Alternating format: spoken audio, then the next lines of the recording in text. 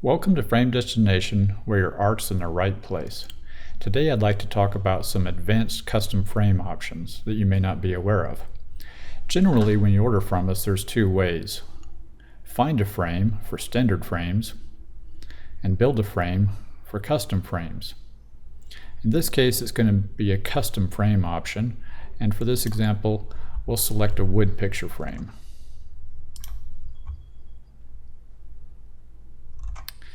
And in this case, we'll just come here, we'll include all of the components, which brings us into our Configure Your Frame page, where you select the properties of all of the components. Most of our customers are probably familiar with this section. If you're not, we have another video called How to Order a Custom Frame from us. Today we're just going to talk about this section down here called Advanced Options. To open this up, simply click here. And now you have the option to add these additional items with just a few clicks, and you don't have to worry about the size because the website will calculate it automatically. The first item that you can add are spacers.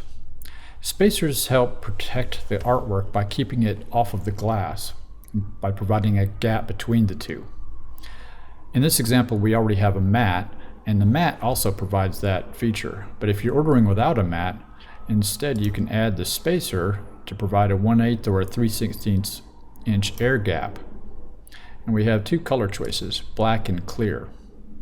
If the artwork is allowed to touch the glass over a long period of time, it eventually gets stuck to it. And then if you try to disassemble it, the print will get ruined. The next option is for a blank mat. A blank mat, unlike a window mat as shown here, does not have any opening cut into it, and it's just solid all the way across. The reason that you might want a blank mat is if you have your own mat cutter and want to cut the mat yourself later on, after you've printed your image and you know the exact size that it's going to be. The other reason is if you're going to float the image, which means that the image is actually going to be smaller than the mat window. So like I say, it just takes up about this much space, and so then there's a border between the mat edge and the image edge. In this case, then you're able to see the background that you have the image mounted on. Normally that's white with the foam core.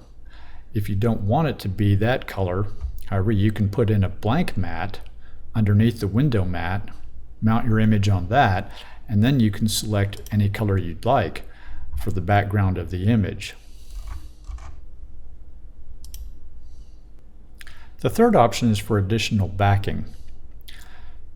In the choices up above, you've already selected something like 3/16 inch foam board or something like that to provide the back to the frame.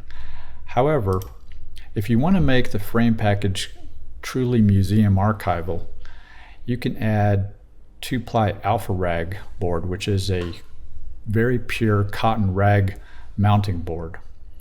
However, it's only 2-ply, which helps it to be less expensive than a 4-ply or 8-ply mat.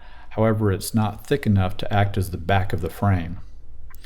So you add this additional piece that you mount your image to, and then that will protect your image from the foam core on the back. Acid-free foam core is archival. However, it's not considered museum archival like this mounting board is. The last option is for extra glass or acrylic.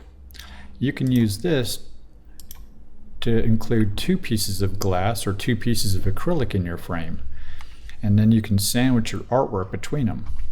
As long as the glass is larger than the artwork, then you'll have a clear border around your image where you can see through to the wall behind the picture frame. You have to be careful with this option though, because you can also see inside the edge of the frame and see the components such as points or spring clips that are holding the frame package together. To help prevent that, you can include a mat that has a little bit of a border but doesn't go all the way to the image. Well, that's it for this video. We look forward to helping you with your framing in the future. Take care.